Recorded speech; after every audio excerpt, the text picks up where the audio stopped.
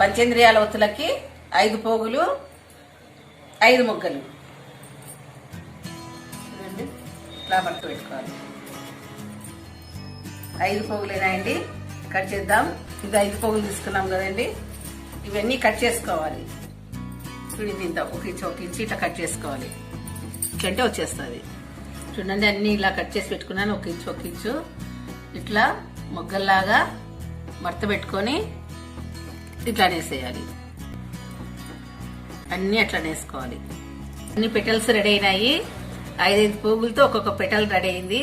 మళ్ళీ ఇలాంటివి 5 పెటల్స్ తీసుకోవాలి. ఒక్కొక్క పెటల్ 5 పోగులు. 5 పెటల్స్ ఇస్తున్నందుకు 25 పోగులు అయిందనమాట. ఇట్లా అనేసి కొంచెం పత్తి తీసుకొని పాలతో అనుకోవాలి. పంచేంద్రియాల ఒత్తులు రెడీ అండి.